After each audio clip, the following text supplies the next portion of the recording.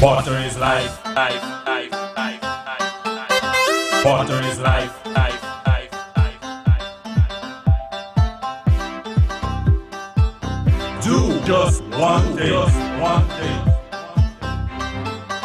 Every job comes. Make sure you check for leaks around your house every day. Every job comes. When brushing your teeth, don't let the water run away. Come save the water, preserve the water right now. Every job comes. Save the water whenever you take in your shower. Every job comes. Make saving the water your business every hour. The water, the water, the water, the water right now.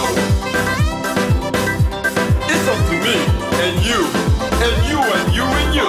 The water right now. do just one thing. A pleasant good morning to all our listeners in Radioland. Those of you in tune to us via radio, YouTube, and Facebook, welcome to the 9th edition of our radio show, The Waterline. The Waterline is a radio program brought to you by the St. Kitts Water Services Department, and we air every second and fourth Wednesday of each month. I am Shireen Awana, and it is my pleasure to take you through the show today. For today's show, we will continue where we left off on our last show with our discussion on the water supply situation in St. Kitts. Today in studio with me is someone who is not a stranger to the media. By now, his name and face, I think they've become synonymous with the Water Services Department. Nonetheless, I'll give him the opportunity to introduce himself. Thank you, Sharena. Good morning to all listeners to ZIZ Radio. My name is Cromwell Williams. I'm the water manager for St. Kitts, manager, water engineer for St. Kitts, and it's always a pleasure for me to be here to interact with the public on a whole and to hear from the public, our valued customers, and to impart what I would deem to be important information that will help us all to be better stewards and better managers of the precious water resources of our island. Now, Mr. Williams, in our last show, in no uncertain terms, you made it clear to us that we do have a water shortage situation here in St. Kitts.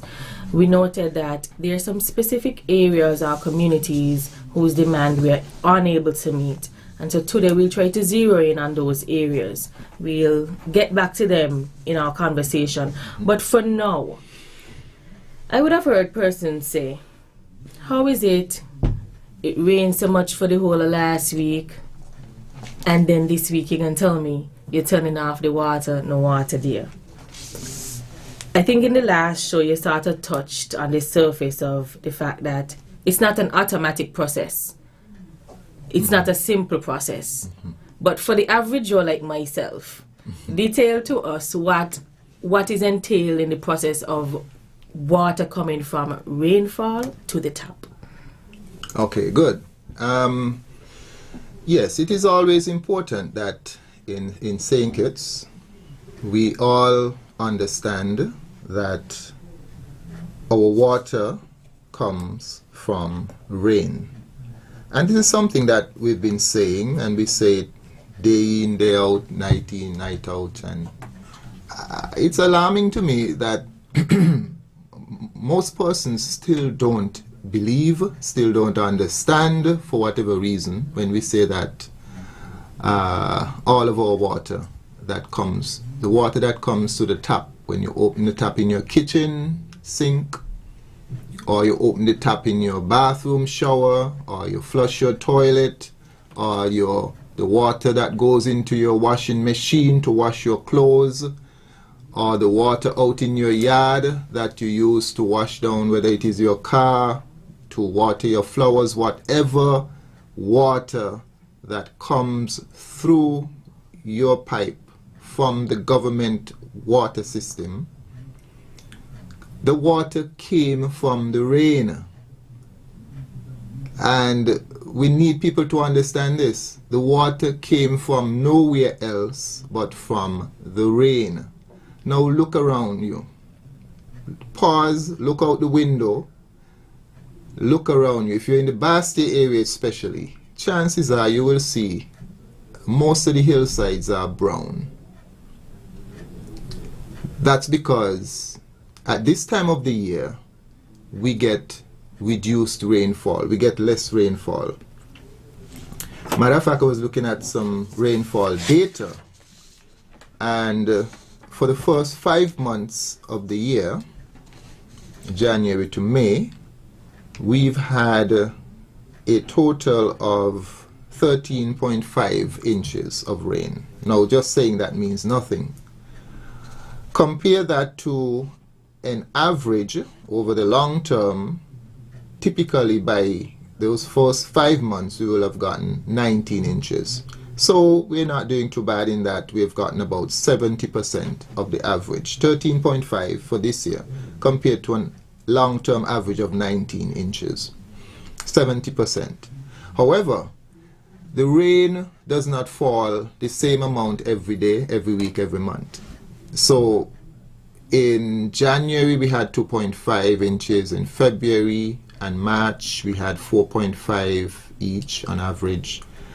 But in April and May, that's when things went south. We had 1 inch of rainfall each month for April and May. And that is why the place is so dry right now, because we're now at the driest part of the year. And so for May, we are now at the 8th day in June, and hardly a drop of rain has fallen for the last 8 days of June. We don't know what the rest of June will bring, but considering that for April, May, and so far for June, we've had 1 inch in April, 1 inch in May, and June so far is very dry. Now it is true that we're coming up on the hurricane season. We're in the hurricane season, and usually come July, August, we usually start getting pretty good rainfall. But I just want to make the point again to our valued customers that it is important that we all understand that our water comes from rainfall. And if there is reduced rainfall, it means there's a reduced amount of water that is available. Therefore, you have to conduct yourself accordingly.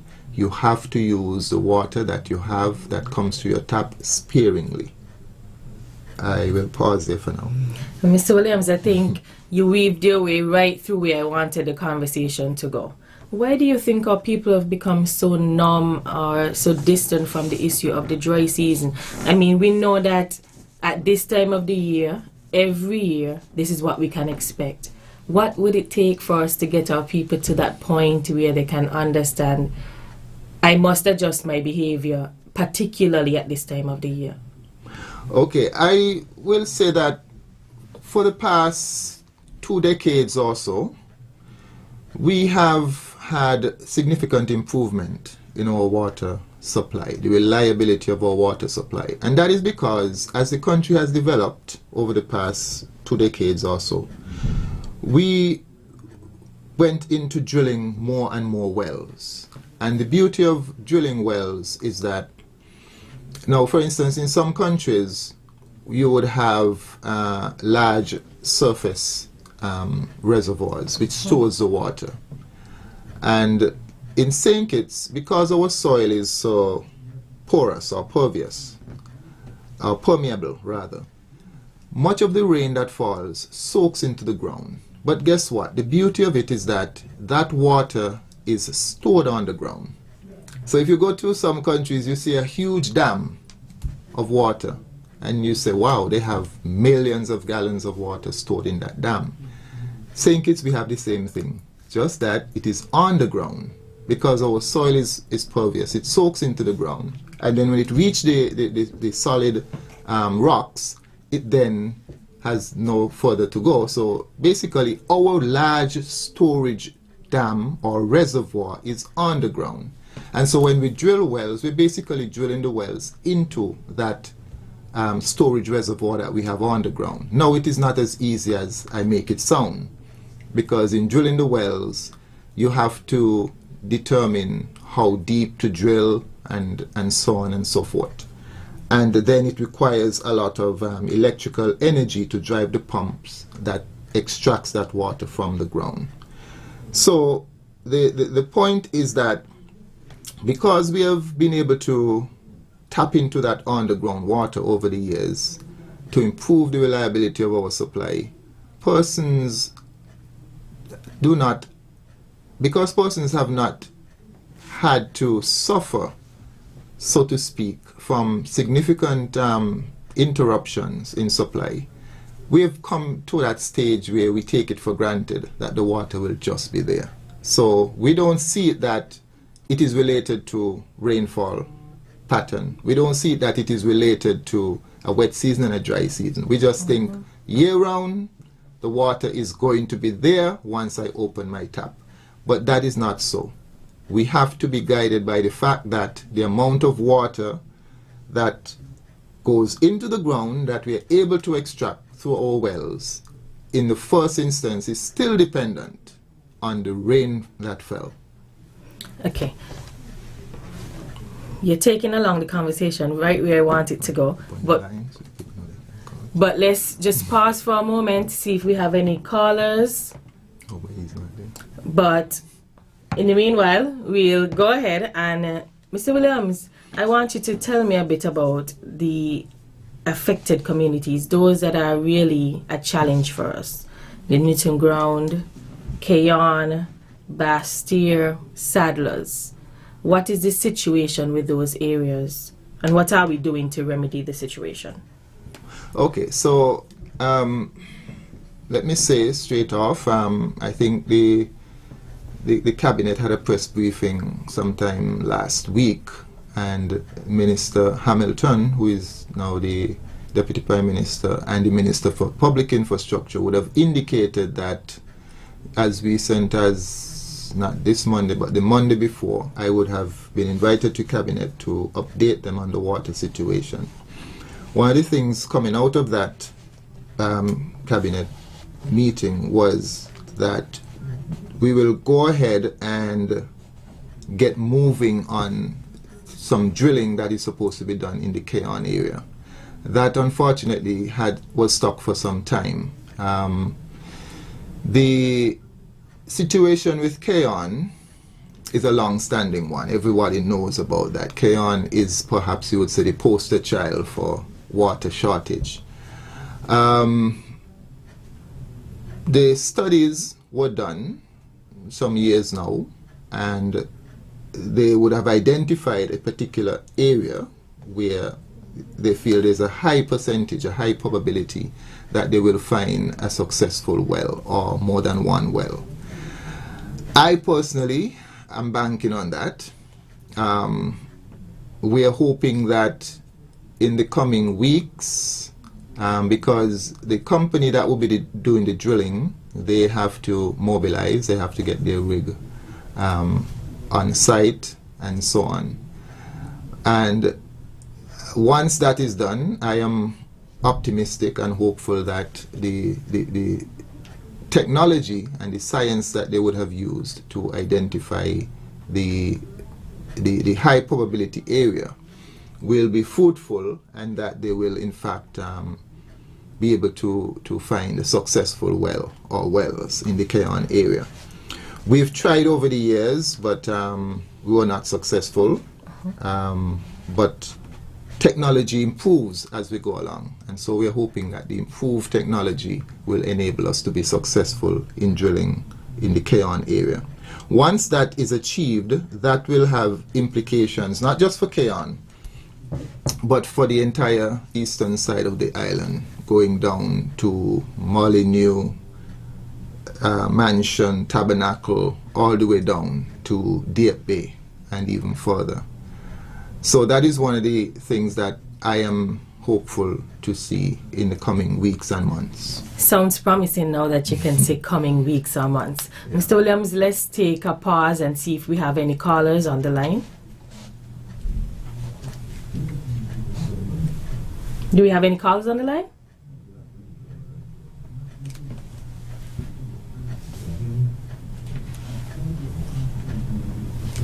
Okay.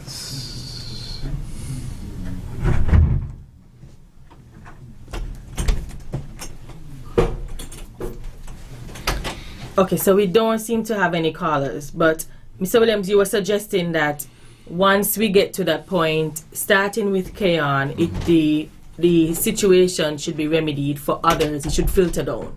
Right. Am I understanding correctly? Yes. What I'm saying is, it would, if we're able to find, say, 500 gallons per day capacity additional well in Keon, it means that that well that we have at Lodge, for instance, that supplies part of the supply in Keon, will now be able to turn that into Lodge, and that will help Lodge, Molyneux, etc. And if once we are successful in Keon, we then will move on to drill in other areas.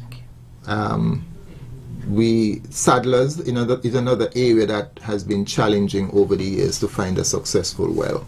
But we are optimistic that we'll be able to, with improved technology, be able to find something in that area. In the Saddlers, go down to Whitegate area. Okay. Well, I think we might have some callers on the line, so we'll pause for a moment and hear from our callers. Carla, welcome to the water line. Good morning. Yeah, there's a leak here in Boyd. When you come up everyone, you turn across the road, it's a leak. It's been here for a week now. Where in Boyd's? When you come up every road, there's this street that go down by the ball court.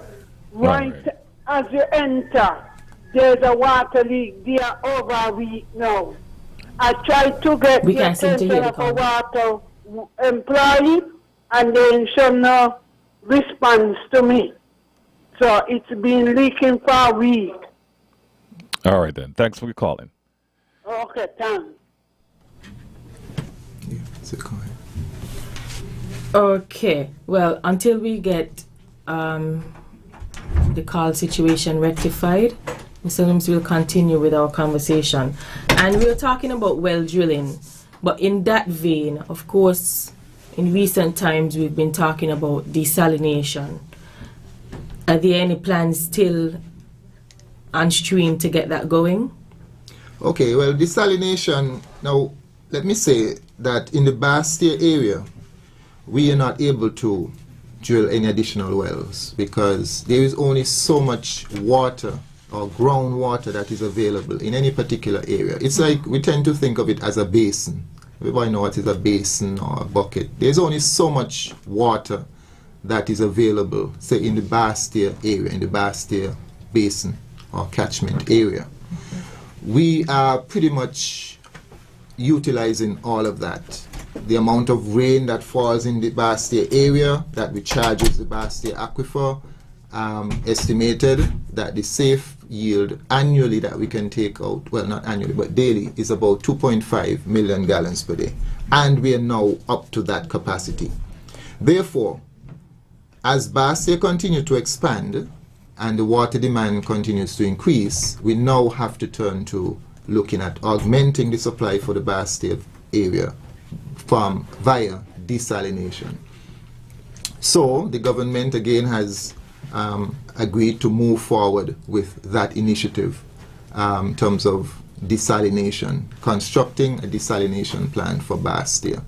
We are looking at either we invite a private investor to construct the plant, operate it, and sell the water to the government, or the government decides to build a plant, and then the government would have direct control over the operations of that plant.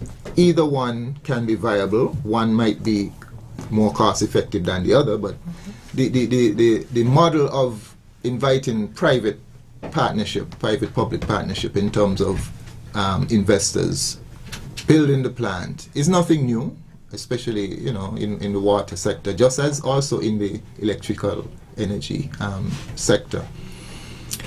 So that is nothing new, and that is a possibility, but I'm not sure, I'm not saying as of now that that is the model that we're going to take, but it is one option that we can consider. In any event, we're at that stage where, desalination is the way forward for the Bastia area.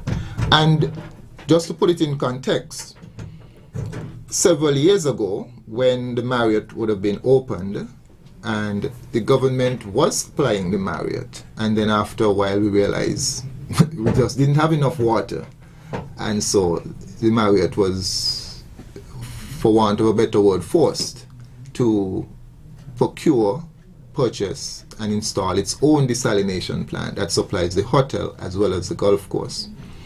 So desalination is not new to St. Kitts. It will be new to the water department in terms of the public supply, but it's not new to St. Kitts. Park Hyatt also has its own desalination plant. And we know that when La Valley Golf Course was planned some years ago, they had brought in its own desalination plant for the La Valley Golf Course. Of course, that project did not come into fruition, and that desal plant, we know, lies in ruin at the moment. Pretty much. Mr. Williams, in terms of desal in Bastia, are the plans anywhere close to eyeballing location, or we're not at that point as yet? We have a number of possible locations that we've already looked at. We haven't decided on exactly which one. Okay. We can attempt to see if we can hear from our callers once more. Do we have any caller on the line? Caller, you're on the water line. Yes, sir, you are the one me call. Good morning. Mr. Williams, you said a lot of things here. You said that you are going to drill a well, and I heard something on the news, and the minister said you're going to drill a well in here. Let me ask you something. In real truth and fact, because of the high elevation of Cairn. Excuse me, sir. I do apologize. We are experiencing some difficulties at the moment, so I'm the only person that's hearing you. Mr. Williams and Sharina, they are not hearing you at the moment. So until we get that sorted out, I will ask you to hold off on your question for now, please. All right, sir. All right, man. Over to you. Well, we still continue to experience some difficulties, callers. We, of course, would love to hear from you. But while our technicians work out the situation, we'll just continue our conversation, Mr. Williams. So in terms of the department, the water department, on our own, in terms of, in the meanwhile, as we wait for more well drilling, as we wait for desal, and we wait for all the other things that could help us to put us in a better situation, what are we doing to curtail our losses? Good question. So, as I said, I would always want to reiterate to the public that, our water supply is dependent on rainfall. And until we go into desalination to augment our supply, then we are at the mercies of rainfall, of nature. And I want to make the point, though, that once we go into desalination, persons must realize that that comes with a cost. Desalination is not cheap. And if you check with most of the neighboring islands that depend on desalination, countries like Antigua, Anguilla, the U.S. Virgin Islands and so on. What they pay for water in those places are much more than what we pay for here. Quite a number of customers in St. Kitts pay $20 per month for water. And persons like that. They like the fact that water is affordable. And, but I don't know how much longer that can be realistic, for persons to pay $20, $30, $40 for water. Let's face the reality. This is a service that we say is so important. A lot of persons say, water is so important. I prefer, even to lose electricity than to lose water. But I am one who feel that, that is not reflected in how we treat water. From the amount we pay for it to even the priority that is sometimes given to the expenditure that is necessary to make the water service a reliable service. To the appreciation, recognition, whatever that is given to persons working in the water sector. And so, we have to start thinking of water on a whole and treating water on a whole as something that we really value. 2 years ago, like last year, the theme for World Water Day was valuing water. And we try to raise the public awareness and ask persons the question, how do you really value water? And if you value something, you treat it in a particular way. Yes, and Mr. Williams, and I think we would have said this on numerous occasions, so that part of it has to do with, you started off by saying it, persons get so used to paying $20, and maybe it's the nominal cost, sort of gives you the some impression that, it's only just $20, and so your usage matches what you pay in terms of, you put little value to it because you pay less for it. When you spend money on something, you buy a brand name pair of shoes, you wipe them off, you treat them well. Mm-hmm. You buy an expensive bag, you do the same. Mm-hmm. You spend less on it and you give it less valuable treatment.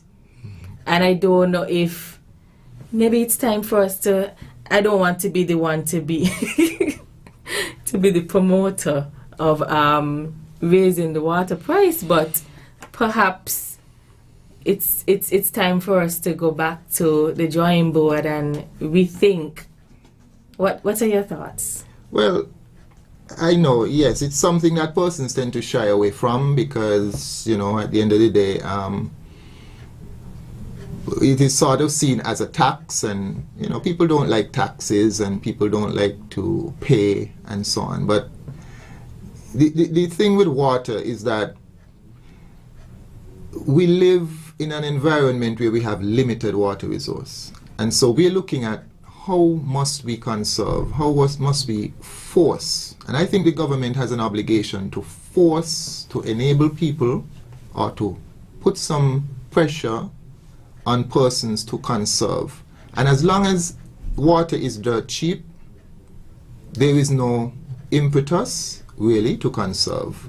It means that if I'm getting a water bill, if I'm using 5,000 gallons for an average, 5,000 gallons of water per month for an average household, maybe 4 or 5 persons, and I'm paying $30, $40 per month for that water, that is reasonable, and that is more than reasonable. Because in that same household, if you look at the other utilities, you're paying a couple $100 for electricity.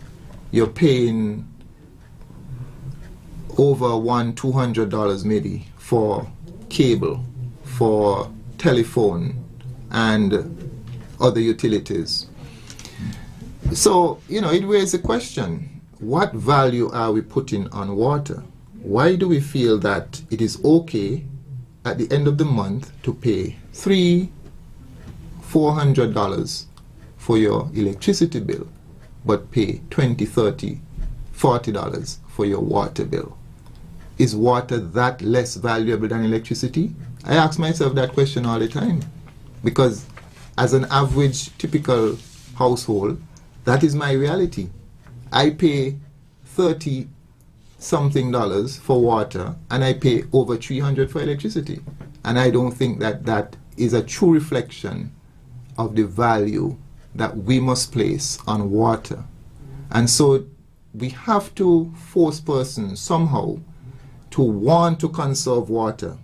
And as long as it is cheap and there's no impetus really to conserve it. Okay. Well, we're at the top of the hour. I don't know if we have any callers at this moment. We seem to have a caller. We'll attempt to hear from our caller. Caller, welcome to the Waterline. Good morning. Good morning. Yeah, I attempted to get him before, but you all say you have a problem. Anyway, I was telling Mr. Williams, I sent to Mr. Williams. He telling us around the clock about, taking us around about desalination and telling us the same thing for many years. Your predecessors them were saying the same thing. Now, up to a point, I agree that maybe the water price rate could be increased, but what happening here is that people supposed to know that water is more precious than even electricity. And you should look back at the history. Water was there before electricity. But my thing is that, Mr. Williams, this thing about drilling a well in Cairn, you think that can be feasible because Cairn with this high elevation. And you said something a little earlier that a geologist told me a long time ago about the number of wells being drilled in the back here valley. You mean that more wells you drill, you'll take out the water, the available water faster. But don't you see, that is the same thing with a small island? If you can drill a lot of wells around St. Kitts, you can see where water be, it can disappear. It can come out faster. So the only alternative, in my mind, is desalination. Come what me? These Arab states, they got money, but it's desalination that they use. Israel, all of them there. So, this thing about wonder, we need to get on with the program. If people want water. Water is life, as your slogan you got here. Water is life. The other thing, them only come in as luxuries, but water is life. Mr. Williams, have a good day. Yeah, I know we're out of time, but I would just want to respond quickly to that caller.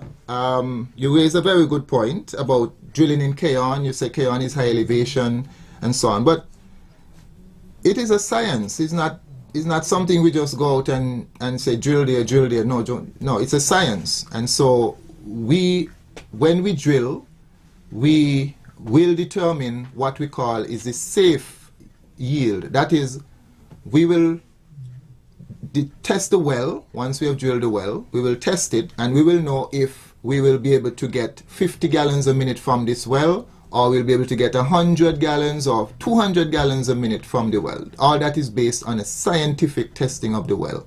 So there is no need for doubt or concern as to whether or not we need to drill additional wells throughout the island. We know for a fact that there is a lot more water that we can get on a sustainable, safe yield basis from drilling more wells around the island. Okay. I think we'll take about 2 more calls and then we'll wrap up. Carla, welcome to the Waterline. Good day, how are you? Hello? Hello? Hearing you. We're Hello, hearing you, you Carla. hear me? Hello? Okay. Well, we speak about desalination plant, but also we need to take into consideration that the maintenance of desalination plants are pretty high. We also speak about well. I can remember clearly that there was a well up Cabbage Tree, I think it was, and it was pumping a lot of water. But I think someone said that from the scientific standpoint of it, the water seems to be either contaminated or something too much is inside of the water. And to be honest, I personally believe that our water problem comes from we doesn't have enough storage. Because, I mean, let us look at the rainy season and look at all those where we have the catchment at Old Road, where we have there's up in the hole where Chuck Norris act at Moe, there's a natural spring up there. And because that water are not secured or transported to where it can be stored, we find ourselves in problem. Another thing we have to be very careful with is that desalination water, some of it are used for mainly like washing clothes, flushing toilet. Very seldom you find that it's used to drink. There are some that can be used to drink, but you have to treat it very, very, very highly. I'm one who still believes that we need to invest in more storage around the island. It means that if we have a 50,000 gallon storage in Sandy Point, and we put another one, it would be able to double up our capacity. And another thing that the people of this country need to realize and should be particularly educated about is the wages of water. Water goes down into the soil, it filters to the soil, it comes back up, goes around like a recycle system. That is how I understand it. But like I'm saying is that a desalination plant would help certain area, it may not help certain area. If you build storage around in different area, then I think we stand a better chance of having more water when the season gets low and we don't have that rainy season about. Thank you very much. Thank you, Carla. I'll allow Mr. Williams to respond if we don't have any other callers. I think we have one more caller. We'll hear from the caller, and then Mr. Williams, you can respond to both of them. Carla, welcome to the Waterline. Hello, good morning. Hello. Good morning. Yes, Cromwell and GQ and the young lady there. We put in a lot of emphasis on desalination, which is okay, but it would take a great deal of electricity, and maybe coupling it with solar energy might make it even more feasible from an expense point of view. Because every 99 gallon that you put through a desalination plant, 99 gallons of seawater, is only, I think, 33 would come out that you can use as pure water. The other 66 gallons would be brine, a very concentrated salt solution. My concern there is that we're putting on a lot of housing projects, and we are not putting on any centralized wastewater treatment plant. And I think that might be the way to go too. We have too many soakaways. We need to put on centralized wastewater treatment plant, because you'll be surprised if you pass wastewater through a quaternity type of wastewater treatment plant, and you hold a glass of water from the top, and a glass of water from that plant, eventual effluent. You can't tell the difference. And I think it is high time we start to promote centralized wastewater treatment plant to ease up the pressure on potable water. We are not doing it, we're just building housing project after housing project, and everybody putting on the soak away. I think we have to look at the possibility of putting on centralized wastewater treatment plant. Okay, thanks much. Thank you, caller. So that was our last call. I'll allow Mr. Williams to respond. Okay, we're getting an indication that we have one more caller. Caller, you are the lucky caller. Welcome to the Waterline. Is desalination water good for human beings? Is it pure? Right, thanks. Okay, I will answer those questions, and I will answer the last one first, since it's the easiest one to answer. Of course, desalinated water is good for any purpose, drinking or any other household or industrial purpose. Desalination has progressed remarkably over the last years, decades. There are countries such as some of the countries in the United Arab Emirates and in the Gulf states and so on that is all they have. They use it for all purposes. You have huge desalination plants being constructed in those countries. Even in the United States, in some of the states, they have had to construct huge desalination plants to augment their water supply. So to answer your question, absolutely yes. Desalinated water is just as good as water. It might not taste as water coming from a mountain spring, because nature is nature and you can't really add taste into water. But yes, it is definitely safe and a perfectly viable option for us here in St. Kitts. One caller mentioned about storage. Our water problem might be partly due to lack of storage. I've said this a million times, and I will say it for a gazillion times. We do not have a water storage problem in St. Kitts, because that would be the easiest thing to do. Go and build reservoirs. Most of our reservoirs currently are empty. We cannot store water, rain that fall in October, November, when we have our rainy season. We cannot store water that fall then in a reservoir to last us now in May, June, when we have our dry season. We cannot do that.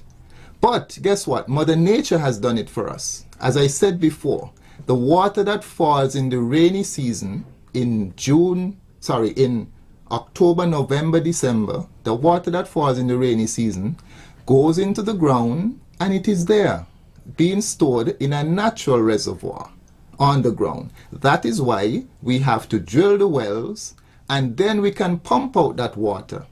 So some countries, you see the storage reservoir above ground. In St. Kitts, it is under your foot. That is why we must be careful how we dispose of our waste and so on, because we are now very dependent on groundwater.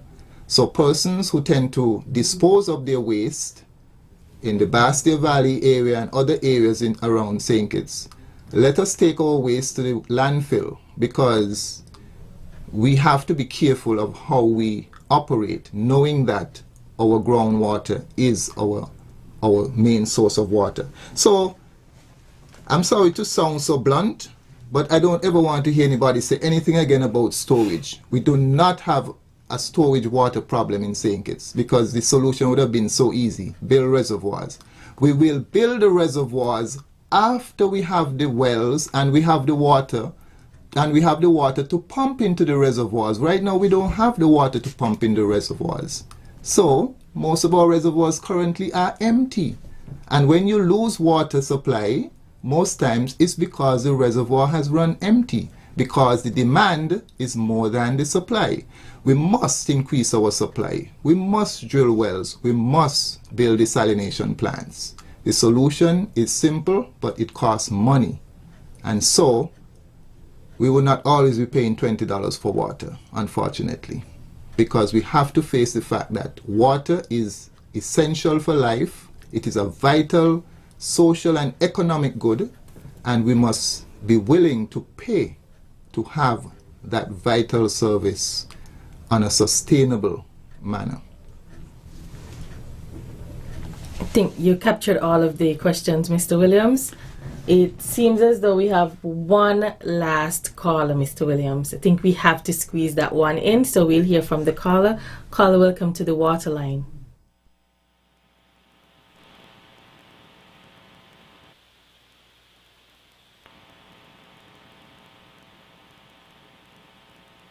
So we'll wrap up for today, and as we close, remind you of your water tip.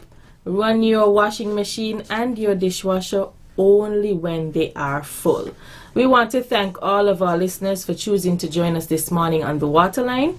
Thanks to those of you who called and engaged in meaningful discourse, whether it was to ask a question or simply make a suggestion or even a complaint. We thank you for propelling us to continue to be not just any water service provider, but a quality water service provider. Join us again on the 2nd and 4th Wednesday of each month as we sign off. We hope that you'll be with us again on the next edition of the Water Line, June 22nd. Thank you. Water is life.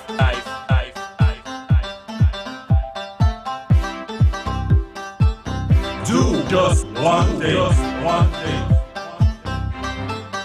Every drop count. Make sure you check for leaks around your house every day. Every drop count. When brushing your teeth, don't let the water run away. Come steady water, preserve the water.